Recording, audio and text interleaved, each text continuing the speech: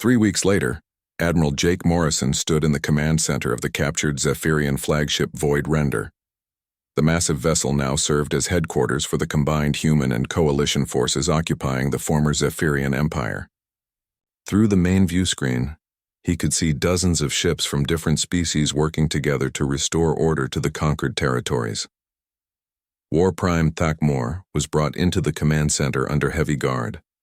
His 4 arms were still bound, and his once proud military uniform was now a simple prisoner's outfit. The alien who had planned to destroy humanity was about to learn the terms of his defeat.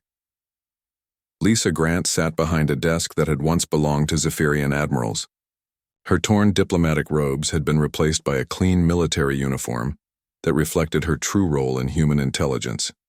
She held a document that would reshape the balance of power in the galaxy.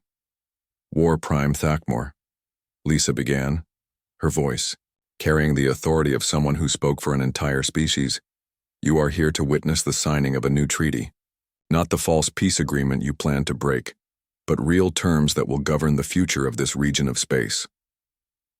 General Frank Carter stood nearby, representing the human military command. His weathered face showed satisfaction as he watched the ceremony. After months of careful planning and preparation, humanity had achieved total victory against impossible odds. The Zephyrian Empire is hereby dissolved, Frank announced. All former imperial territories will be placed under the administration of the Free Species Coalition until stable governments can be established. Dr. Kevin Hayes documented everything with his scientific equipment, creating a historical record of the moment when galactic politics changed forever. His hands were steady now, no longer shaking from combat stress. The scientist had proven he could fight when necessary, but he was glad to return to peaceful work. Thakmor's dark eyes showed a mixture of rage and disbelief. You cannot simply erase an empire that has existed for 1,000 years. The Zephyrian people will never accept occupation by inferior species.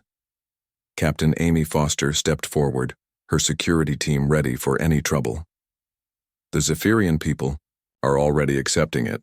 Surrender requests are still coming in from every corner of your former territory. Your own citizens are choosing freedom over your empire. The truth was devastating for the former War Prime. Reports continued to arrive, showing Zephyrian worlds voluntarily joining the coalition rather than fighting against liberation forces. The Empire's subjects had been living in fear for generations, and they welcomed the chance for a better life. Engineer Roy Martinez worked at a nearby console, coordinating the technical aspects of the occupation. His teams were busy installing quantum communication networks that would allow former Zephyrian worlds to participate in democratic governance for the first time in centuries. Admiral, Roy reported, we've successfully established secure communications with all major population centers. The transition to coalition administration is proceeding smoothly. Most worlds are cooperating fully. Dr. Helen Price appeared on the main view screen from her laboratory, now located on a captured Zephyrian research station. Her scientific teams were studying alien technology to ensure it could never again be used for genocide. Jake, we've finished analyzing their biological weapons programs. The data is horrifying, but we can develop countermeasures to protect all species. Commander Pete Johnson entered the command center with the latest intelligence reports. His special operations teams had been working around the clock to secure Zephyrian military installations and prevent any remaining loyalists from causing trouble. Sir, we've captured the last holdout fortress on Zephyr Prime. General Colrath and his remaining forces have surrendered. The entire former empire is now under coalition control. Jake nodded with satisfaction. The military phase of the occupation was complete.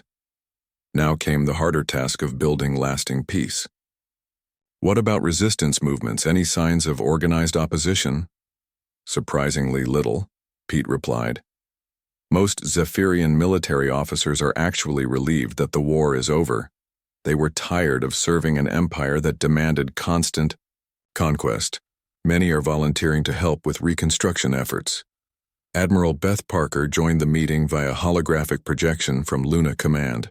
Her role now involved coordinating the massive humanitarian effort required to feed and house billions of former Imperial subjects. Jake, We're receiving cooperation from species we've never even heard of before. Apparently, the Zephyrian Empire had been suppressing contact between different civilizations for centuries. The scope of Zephyrian crimes was becoming clearer every day. They hadn't just conquered other species, they had isolated them from each other, preventing the natural development of trade, diplomacy, and cultural exchange that made galactic civilization possible. Lisa Grant continued reading from the treaty document. All former Zephyrian military vessels will be converted to peaceful purposes or destroyed. No species under coalition protection will be permitted to maintain offensive military capabilities beyond what is necessary for local defense. You're making the same mistake we did, Thakmor said bitterly. You think you can control the galaxy through force. Other species will eventually rebel against your rule just as you rebelled against ours. Jake Morrison walked over to face the defeated alien leader. That's where you're wrong. We're not ruling anyone. Every world in the coalition will govern itself democratically. We're building a federation, not an empire. The concept seemed foreign to Thakmor. Impossible. Strong species always dominate weak ones. That is the natural order of the universe. Doctor, Kevin Hayes looked up from his recording equipment. The natural order is cooperation, not domination. Every successful ecosystem depends on different species working together. The same principle applies to galactic civilization. Lieutenant Danny Brooks announced the arrival of more coalition ships. Representatives from over 30 different species were gathering to witness the formal end of the Zephyrian Empire and the beginning of a new age of cooperation. Admiral, Danny reported, the Alterian survivors have just arrived. They're requesting permission to establish a memorial on Zephyr Prime for the victims of Imperial genocide. Permission granted, Jake replied immediately. Every species that suffered under Zephyrian rule deserves to honor their dead. Commander Tony Blake reported from the orbital shipyards where captured Zephyrian vessels were being converted to peaceful purposes. Sir, the former warships are being transformed into hospital ships, cargo haulers, and research vessels. The Zephyrians built good ships. They just used them for the wrong purposes. As the ceremony continued, more details of the new galactic order emerged. The coalition would be governed by a council with representatives from every member species. Decisions would be made democratically, with no single species holding dominant power. Trade and cultural exchange would be encouraged rather than suppressed. Lisa Grant read the final terms of the treaty. War Prime Thakmor and other Zephyrian war criminals will be tried by an international court composed of judges from all affected species. The trials will be public and conducted according to the highest standards of justice. And if we're found guilty? Thakmor asked. Then you'll spend the rest of your lives in prison, Frank Carter replied. But you'll be alive, which is more mercy than you showed your victims. The signing ceremony concluded with representatives from dozens of species adding their names to the historic document. Each signature represented not just an end to war, but a commitment to building something better. Jake Morrison was the last to sign, representing humanity's role as the catalyst that had brought the coalition together. As he wrote his name, he thought about all the humans who had died during the long war with the Zephyrian Empire. Their sacrifice had made this moment possible. Admiral, Amy Foster said quietly, what happens now? Jake looked out at the fleet of ships representing dozens of different species, all working together toward a common goal.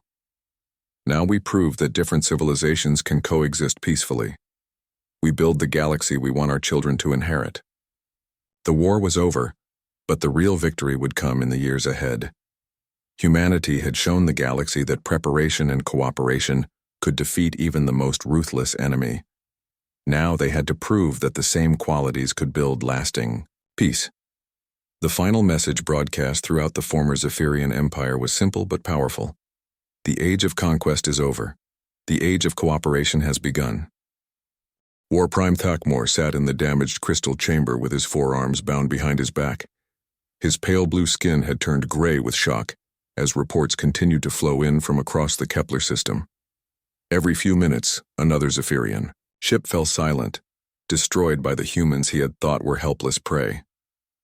Admiral Jake Morrison walked slowly around the fallen alien leader, his boots crunching on broken glass from the chamber's shattered walls. The human admiral's face showed no emotion, but his eyes burned with the memory of every human world the Zephyrians had attacked over the past 12 years. "Tell me, War Prime," Jake said quietly. "Did you really think we would be unprepared?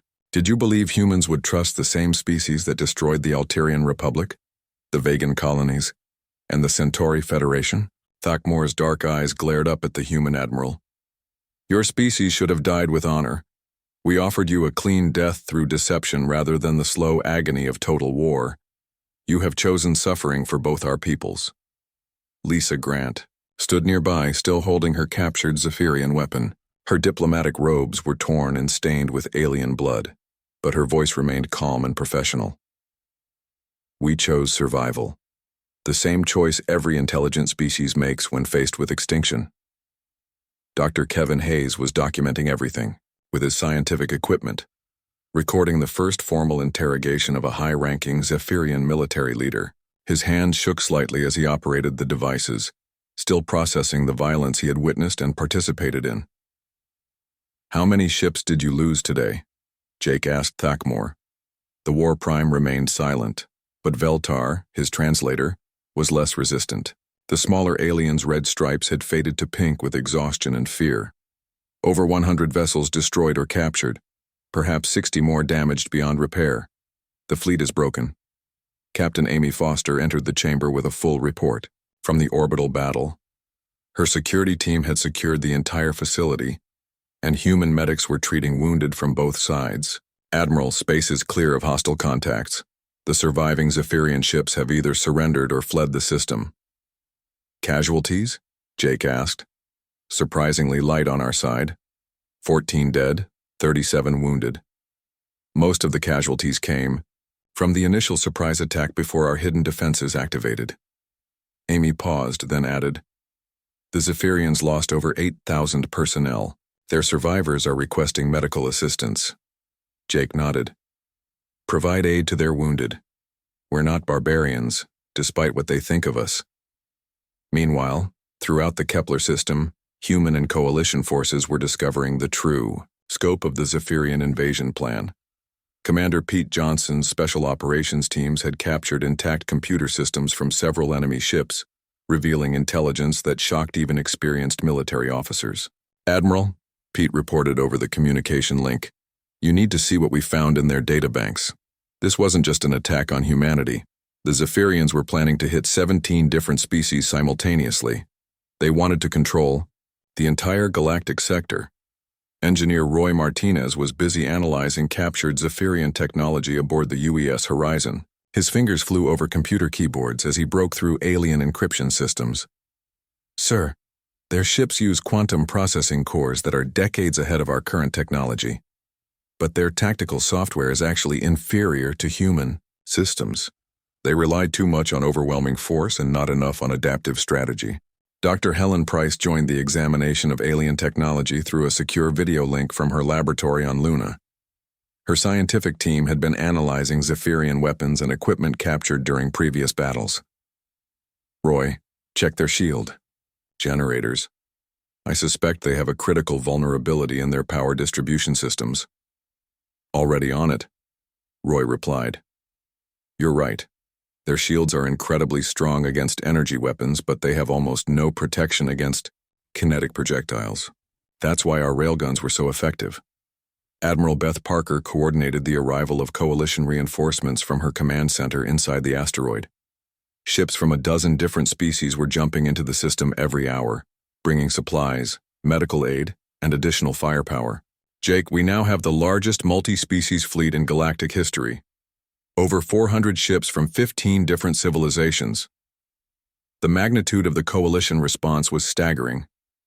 Species that had been enemies for centuries were working together against the common threat of Zephyrian expansion. The Alterian survivors, the Vegan Republic, the Centauri Federation, and even the mysterious Voidwalkers had sent their most advanced ships. Back in the crystal chamber, Thakmor was beginning to understand the true scope of his failure. The humans hadn't just prepared to defend themselves.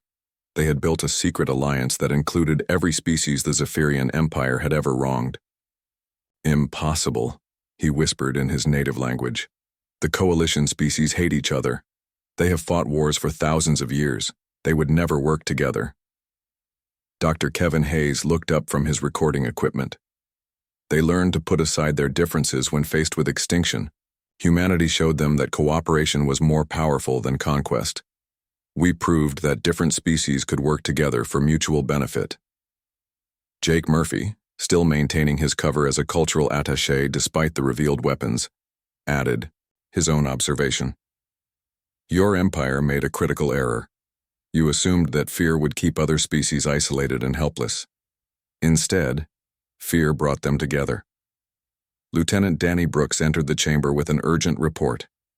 "Admiral, we're receiving surrender requests from Zephyrian commanders throughout their territory. Apparently, word of the fleet's destruction has spread faster than their government can control. Local commanders are laying down their weapons, rather than face human retaliation." The speed of the Zephyrian collapse surprised everyone. Jake had expected years of continued fighting as human and coalition forces slowly pushed back against the Empire. Instead, the aliens' entire military structure was crumbling within hours of their failed invasion. "Why are they surrendering so quickly?" Amy Foster asked. Veltar answered before his leader could stop him. "Because the War Prime told all commanders that humans were weak and easily defeated. When word spread that the entire invasion fleet was destroyed by primitive humans, it shattered confidence in Zephyrian military superiority."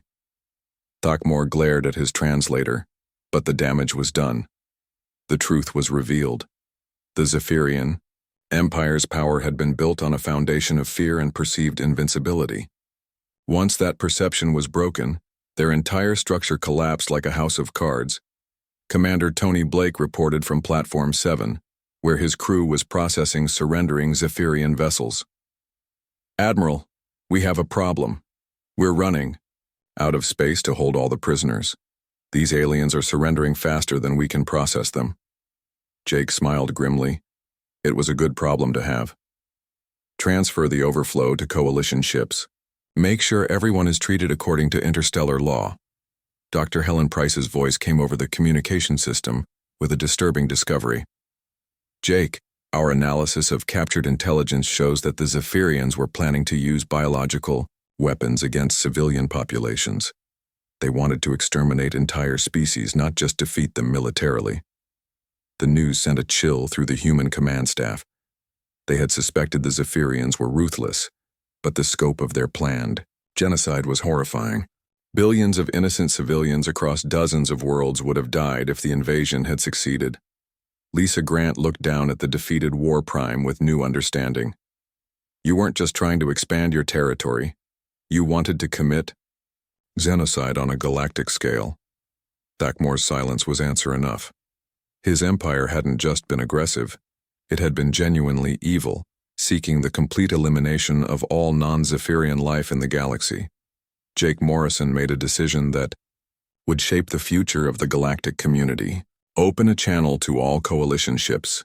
It's time to discuss what we do with the Zephyrian Empire now that we've defeated it." The war was over, but the real work of building a peaceful galaxy was just beginning. Humanity had proven that preparation and cooperation could defeat even the most overwhelming enemy. Now they had to prove they could use victory wisely. The first plasma blast hit the crystal wall behind Lisa Grant's head, sending sparks of melted glass flying through the air. She rolled behind the negotiation table and drew her concealed pistol in one smooth motion. Years of secret military training took over as she returned fire at the Zephyrian warriors flooding into the chamber. Jake Murphy dropped his cultural attaché disguise completely. He pulled a compact assault rifle from what had looked like a simple briefcase and began laying down covering fire.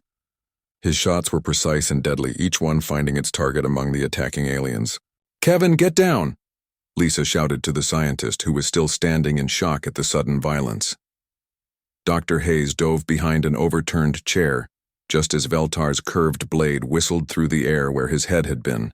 Above them in orbit, Engineer Roy Martinez watched his console light up with activation signals. Throughout the Kepler system, Dozens of mining stations and research outposts were shedding their disguises. Hidden weapon ports opened, revealing massive railgun batteries and missile launchers that had been carefully concealed for months. Shepard. Protocol confirmed active, Roy announced to Admiral Morrison aboard the UES Horizon. All hidden platforms are coming online. The Zephyrians are about to get a very nasty surprise. The Horizon itself was undergoing its own transformation. Hull. Plates slid away to reveal rows of torpedo tubes and energy cannons. The ship's civilian appearance melted away like a snake shedding its skin, revealing the true warship hidden underneath. Captain Amy Foster's voice crackled over the communication system from the surface. Admiral, we have hostile contact at the negotiation site. Human delegation is taking fire but holding position. Request immediate orbital support. Support is already on the way, Morrison replied. He turned to his tactical officer. Danny, give me a full picture of the Zephyrian fleet disposition. Lieutenant Brooks worked frantically at his console. Sir, sensors show over 200 Zephyrian vessels dropping out of hyperspace throughout the system. They were hiding behind sensor shadows and asteroid fields. This is a full-scale invasion force. But as the enemy ships revealed themselves, they found that humanity had been expecting them. The hidden weapon platforms opened fire simultaneously, creating a deadly crossfire that caught the Zephyrian advance forces completely off guard. On the mining station disguised as Platform 7, Commander Tony Blake gave the order his crew had been waiting months to hear. All weapons free fire, light them up. The station's massive railguns spun up to full power and began hurling metal projectiles at near light speed. Each shot could punch through a battleship's armor like it was made of paper. The nearest Zephyrian cruiser exploded in a ball of superheated gas before its crew even realized they were under attack. Down in the crystal chamber, the battle was becoming desperate. War Prime Thakmor had taken cover behind his own overturned chair and was barking orders in his native language. More Zephyrian soldiers poured into the room through side passages that the humans hadn't known existed. Lisa Grant's pistol ran out of power cells. She grabbed a fallen Zephyrian weapon and continued fighting, adapting to the alien technology with the quick thinking that made humans so dangerous. The energy rifle felt strange in her hands, but she figured out the controls. Within seconds, Jake Murphy was pinned down by heavy fire from 3 directions. He spoke into his throat microphone. Command, we need extraction or reinforcement. We're outnumbered 5-1 down here. Help is coming, Amy Foster's voice replied. Hold your position for 2 more minutes. Those 2 minutes felt like hours. Dr. Kevin Hayes had found an alien weapon of his own and was firing blindly around his cover. He had never been in combat before, but desperation made him a surprisingly effective fighter. Above the moon's surface, the space battle was turning into a rout. The Zephyrian fleet had expected to find helpless human ships waiting to be destroyed. Instead, they faced a coordinated defense network that had been planned and prepared for months. Admiral Beth Parker commanded the Luna defense grid from her hidden command center inside an asteroid. Her voice was calm and professional as she directed the battle. Grid stations Alpha through Delta target the enemy command ship. All other stations focus fire on their troop transports. Don't let any of them reach the surface. The Zephyrian flagship Void Render was a massive dreadnought that dwarfed any human vessel, but size meant nothing when surrounded by dozens of hidden weapons platforms. Concentrated fire from multiple directions overwhelmed its shields within minutes. War Prime Thakmor's wrist communicator buzzed with panicked reports from his fleet commanders. The invasion was falling apart. Human resistance was far stronger than anyone had predicted. Worse, the humans seemed to know exactly where every Zephyrian ship would appear. How is this possible? Thakmor snarled at Veltar. Our intelligence said the humans had only a small diplomatic fleet. Where did all these weapons come from? Veltar's red stripes had turned almost black with fear. War Prime, our scouts report that every human installation in the system was a disguised military base. They have been preparing for this battle for months. In the underground command center beneath the crystal chamber, Commander Pete Johnson was coordinating special operations throughout the system. His infiltration teams were striking Zephyrian communication relays and supply depots with deadly precision. "Sergeant Clark, report." Pete spoke into his headset.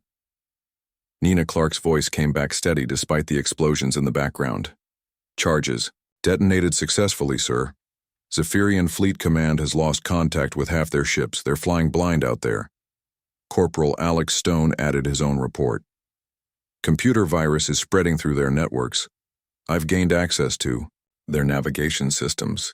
Want me to send a few of their ships into that asteroid field?" "Do it," Pete replied with a grim smile. "Make them pay for every light year they travel in human space." Back in orbit, Engineer Roy Martinez was coordinating the technical aspects of humanity's defense. His adaptive armor systems were working perfectly. Human ships that had looked like harmless civilian vessels were now revealing their true nature as advanced warships. "Admiral," Roy reported to Morrison, "transformation sequence complete on all vessels. The Zephyrians now face 47 fully armed military ships instead of a peaceful diplomatic convoy." Morrison nodded with satisfaction. "Any word from our allies?" "The Free Species Coalition fleets are jumping into the system now, sir. Looks like the Alterians, the Vegan Republic, and the Centauri Federation all received our signal. The Zephyrians are about to face every species they've tried to destroy in the past century." The tide of battle turned completely when the Coalition fleets arrived. Ships representing a dozen different alien species dropped out of hyperspace, in perfect formation. Each of these species had been secretly allied with humanity, waiting for the day when they could strike back at the Zephyrian Empire. Captain Amy Foster finally reached the crystal chamber with her security team. They blasted through the Zephyrian defensive positions with military efficiency. The aliens who had expected to massacre helpless diplomats found themselves facing professional soldiers who knew exactly how to fight. Lisa Grant looked up from behind her cover as human troops swept into the room. War Prime Thakmor and his surviving warriors were quickly surrounded and disarmed. The mighty Zephyrian leader who had planned to watch humanity burn was now a prisoner of the species he had tried to destroy. Admiral Morrison's voice echoed through the chamber on the public address system. "War Prime Thakmor, this is Admiral Morrison of the human fleet. Your invasion has failed. Your fleet is destroyed. Surrender now, and your surviving crews will be treated according to the laws of war." Thakmor's forearms shook with rage as he realized the full scope of his defeat. The humans he had dismissed as primitive had outmaneuvered his entire empire. They had turned his own trap against him, and now he was the one facing extinction. The crystal chamber fell silent except for the distant sound of explosions as the last Zephyrian ships were hunted down by the combined human and coalition fleets. The war that was supposed to end with humanity's destruction had instead sealed the Zephyrian Empire's doom. The crystal chamber on Kepler 7b gleamed like the inside of a giant diamond. Light from the system's star passed through the clear walls, creating rainbow patterns that danced across the polished floor. Admiral Jake Morrison thought it was beautiful, but also noticed how the transparent walls would make escape very difficult if things went wrong. Lisa Grant sat across from War Prime Thakmor at the massive negotiation table. The Zephyrian leader was tall and thin, with pale blue skin and forearms that moved constantly as he spoke. His voice was smooth and pleasant, but Lisa noticed his dark eyes never seemed to match his friendly words. "Honored humans," Thakmor said in perfect English, "we are pleased to finally meet face to face. For too long our peoples have spilled blood in meaningless conflict. Today, we begin a new age of cooperation and peace." Lisa smiled and nodded, playing her role as the hopeful diplomat. "We share your desire for peace, War Prime. Humanity has lost too many good people in this war. Our children deserve to grow up in a galaxy where different species can work together." Behind Thakmor stood his translator, Sub-Commander Veltar. The smaller Zephyrian had 6 arms and bright green skin marked with red stripes. He whispered constantly in his leader's ear, translating human expressions and gestures that might have hidden meanings. Dr. Kevin Hayes sat with the human delegation, officially serving as a cultural advisor. But his real job was to watch the Zephyrians for signs of deception. He had studied their body language for years and knew their tells. Right now, every instinct told him something was very wrong. Thakmor's lower arms remained perfectly still while his upper arms gestured dramatically. In Zephyrian culture, this meant he was hiding something important. When Veltar whispered translations, his red stripes darkened slightly, a sign of stress or fear.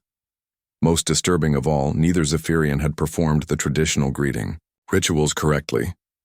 "We propose immediate withdrawal of all military forces from contested systems," Lisa continued, reading from her prepared statement.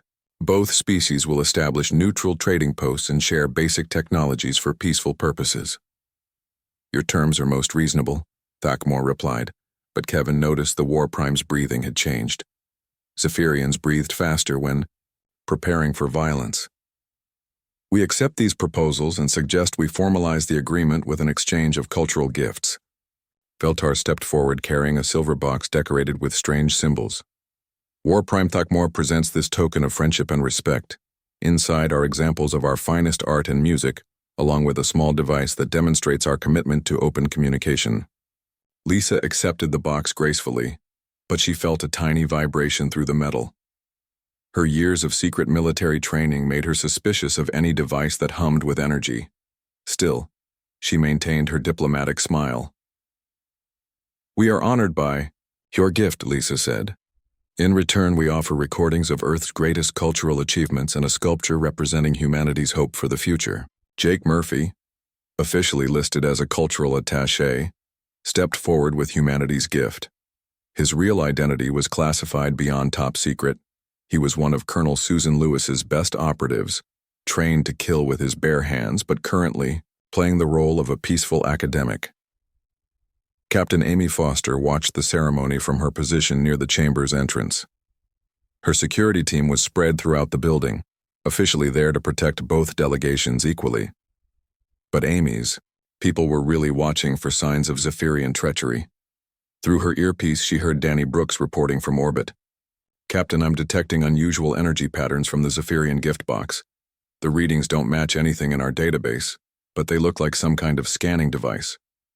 Amy touched her throat microphone. "Can you determine what it's scanning?" "Negative. But the signals are being transmitted to the Zephyrian fleet. They're definitely collecting data about something." Admiral Morrison received the same report in his hidden command post beneath the crystal chamber. The underground facility had been built by human engineers weeks before the peace talks, disguised as a geological research station. From here, Jake could coordinate with the fleet in orbit and the hidden weapons platforms throughout the system. "Any word from our infiltration teams?" Jake asked Commander Pete Johnson, who was monitoring special operations from a nearby console. "All teams report ready status," Pete replied. "Sergeant Nina Clark has charges set on 3 Zephyrian communication relays. Corporal Alex Stone has infiltrated their computer network through the gift exchange protocols. If this goes bad, we can blind and deafen them within minutes." Back in the crystal chamber, Dr. Kevin Hayes was becoming more alarmed by the minute. Thakmor kept glancing at a small device on his wrist, and Veltar's stress markers were getting worse. Most telling of all, the Zephyrian guards had subtly shifted their positions to block the main exits. "War Prime," Lisa said. "We would like to discuss the specific timeline for military withdrawals. When can we expect Zephyrian forces to begin pulling back from the disputed border zones?" Thakmor's forearm suddenly stopped moving completely. In Zephyrian body language, this was equivalent to a human holding their breath before attacking. Honored diplomat. We have been discussing this matter with our fleet commanders.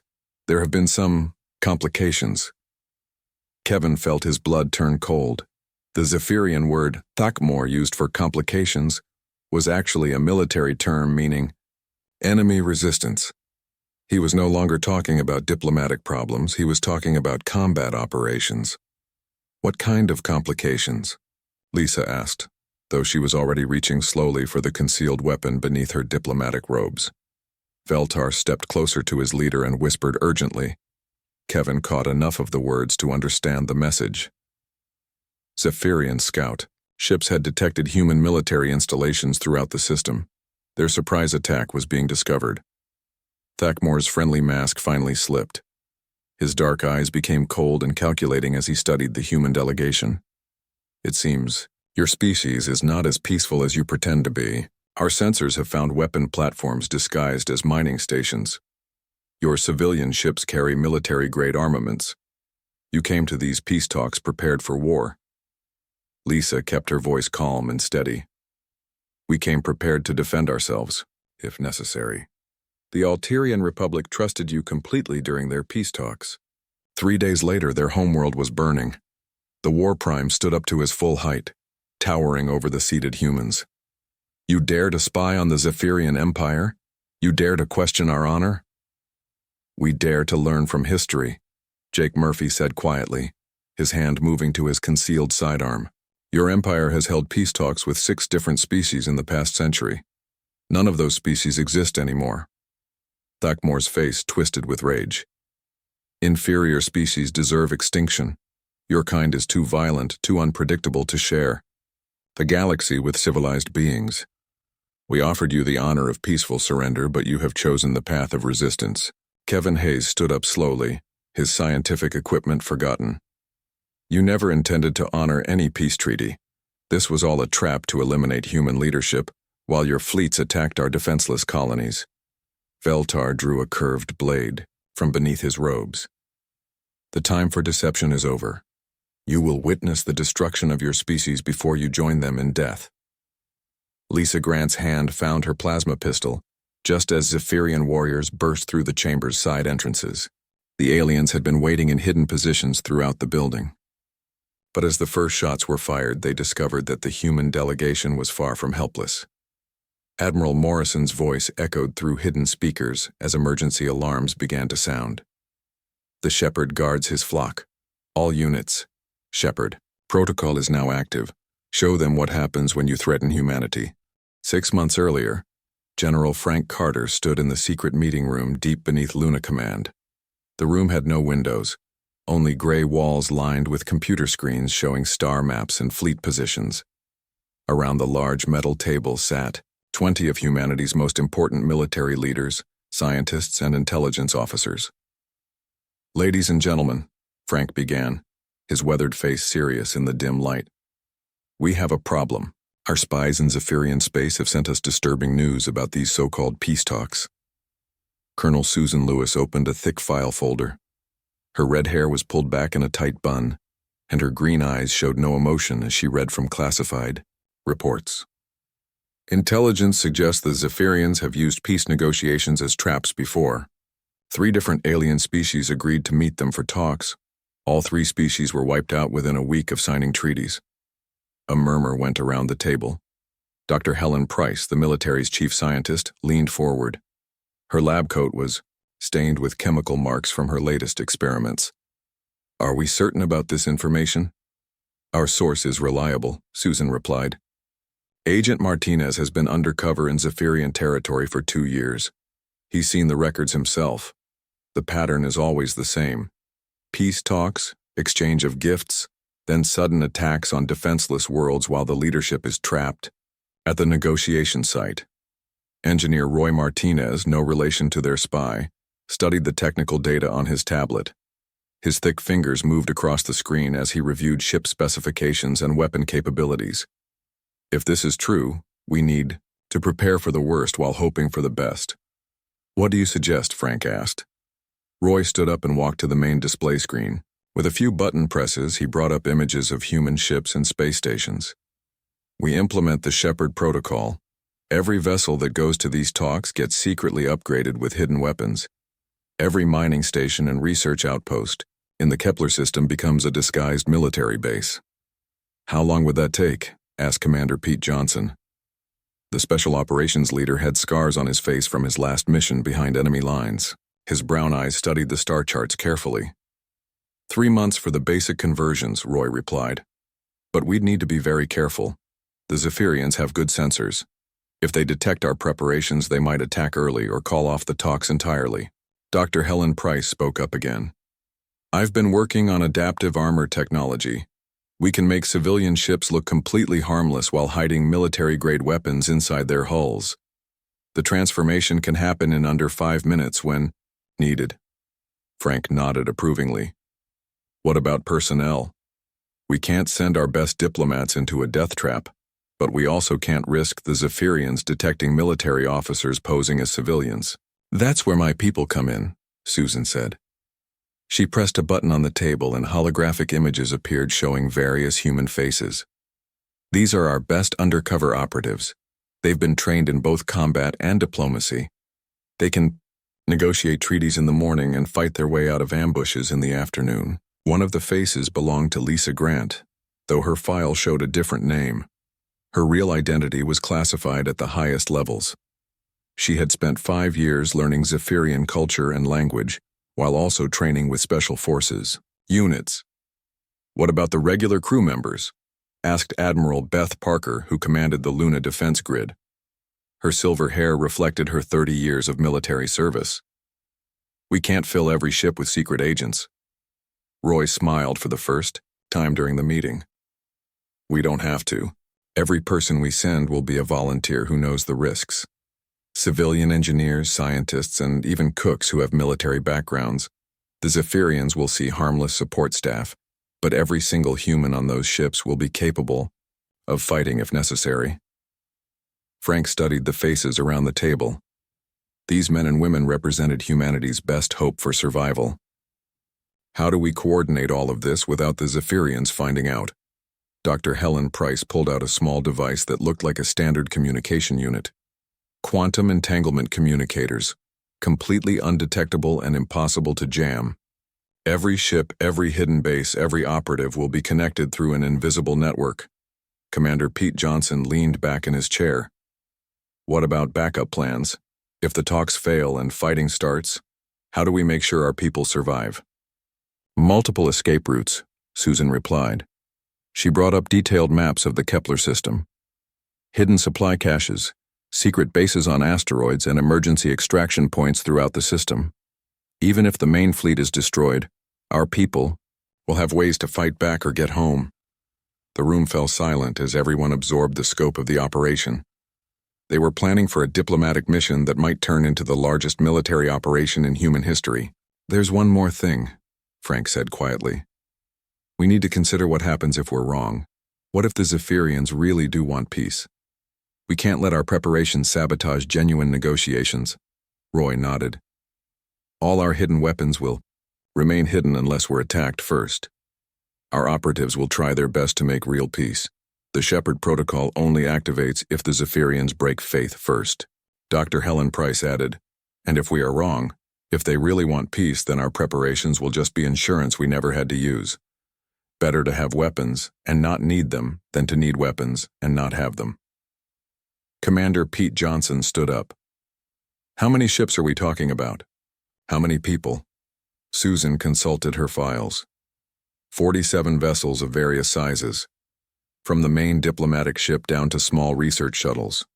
Total personnel, 8,326 people. Every single one of them a volunteer who understands they might not come home. Frank felt the weight of command settle on his shoulders. He was asking thousands of people to risk their lives on the chance that aliens might be lying about wanting peace. But the alternative was worse.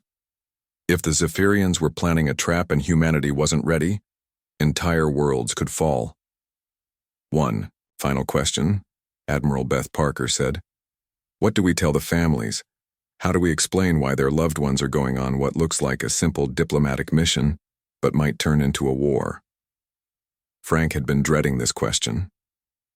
We tell them the truth, that their family members are heroes who are trying to secure peace for all humanity, and we promise them that if the worst happens, their sacrifice will not be forgotten.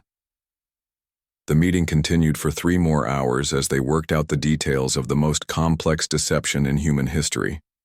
When it was over, Frank stayed behind. To make one final call, President Maria Santos appeared on the secure video link.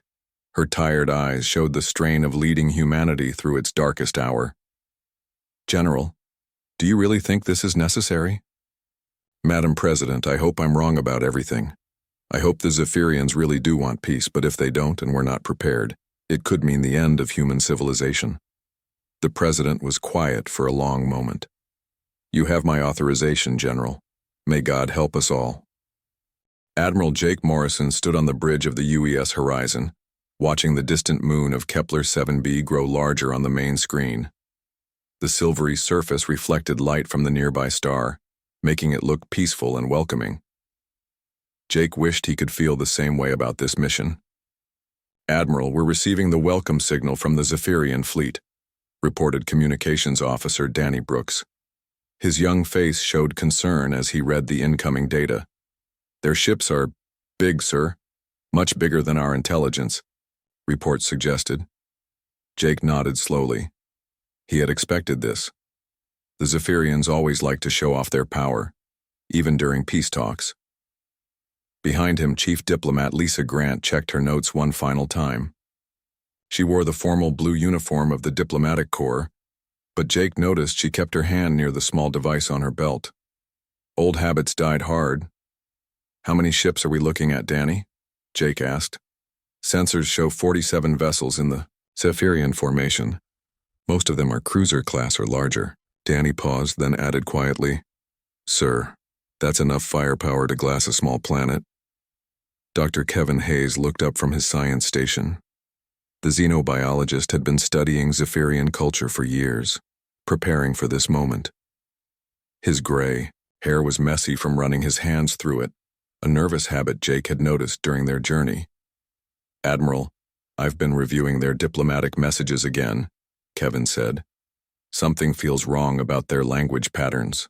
The formal greetings are correct, but there are small errors in their cultural references. It's like they're reading from a script they don't fully understand." Captain Amy Foster moved closer to Jake's command chair. As head of ship security, she had been on edge since they entered the Kepler system. Her brown eyes scanned the tactical displays constantly, looking for threats that might not be there, or might be hidden. "Sir, I recommend we keep our shields at minimum power but ready for quick activation," Amy said in a low voice. "The peace treaty says no weapons, but it doesn't say we can't protect ourselves." Jake appreciated Amy's careful thinking. She had been with him for 5 years, and her instincts had saved their lives more than once. He trusted her judgment completely. "Do it," Jake replied. "But keep it quiet. We're here for peace talks, not to start a fight." Lisa Grant stood up and smoothed her uniform. She had spent months preparing for these negotiations. The war between humans and Zephyrians had lasted 12 years, costing millions of lives on both sides.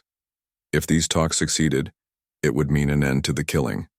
If they failed, the war might go on for another generation. "Admiral, I'm ready to begin the preliminary discussions," Lisa said. "The Zephyrians have agreed to meet in the neutral facility on the moon's surface. According to their customs, we should bring gifts as a sign of good faith." "What kind of gifts?" Jake asked. "Cultural items, art, music, literature, things that show the peaceful side of human civilization." Lisa held up a small container. "I've brought recordings of Earth's greatest symphonies and copies of our most beautiful paintings." Danny Brooks raised his hand. "Admiral, the Zephyrians are sending their own gift shuttle. It should dock in Bay 3 in about 10 minutes. Jake felt a chill run down his spine. Something about this whole situation felt wrong, but he couldn't put his finger on what it was. The Zephyrians were following all the proper diplomatic protocols. They had sent advance notice of their arrival, agreed to the neutral meeting location, and even offered to exchange gifts. Everything looked normal on the surface. But Jake had learned to trust his instincts during his 20 years in space. Right now, those instincts were screaming that danger was near. "Kevin, what do you know about Zephyrian gift-giving customs?" Jake asked. The scientist pulled up files on his computer. "They usually give items that represent their technological achievements. Tools, weapons, sometimes small devices that demonstrate their scientific knowledge. It's their way of showing respect through displays of capability." "Weapons?" Amy Foster stepped forward. "They're giving us weapons during peace talks?" "Ceremonial weapons," Kevin clarified. "Usually they're disabled or purely decorative. It's similar to how human diplomats might give a sword or shield as a symbol of honor."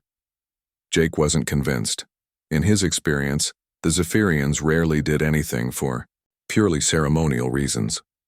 Every action had a purpose, often one that wasn't immediately obvious. "Danny, run a full scan on their gift shuttle when it docks," Jake ordered.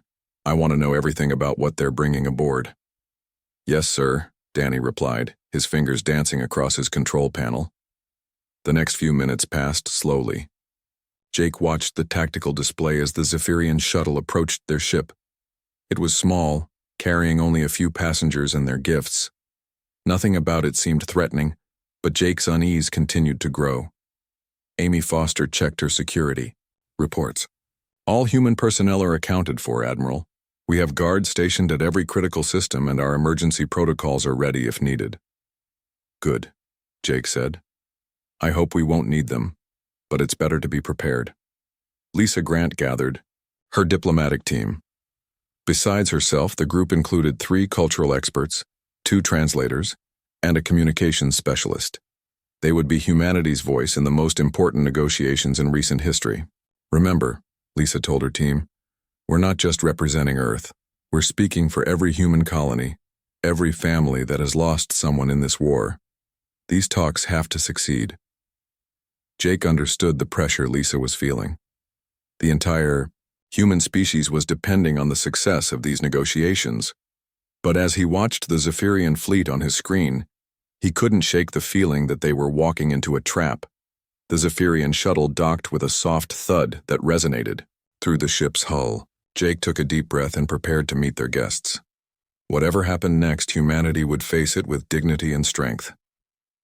Admiral, Danny Brooks called out, I'm detecting some unusual energy signatures from the Zephyrian fleet. The patterns don't match anything in our database. Jake's blood ran cold. Those instincts were screaming louder now. Something was definitely wrong, and they were about to find out what it was.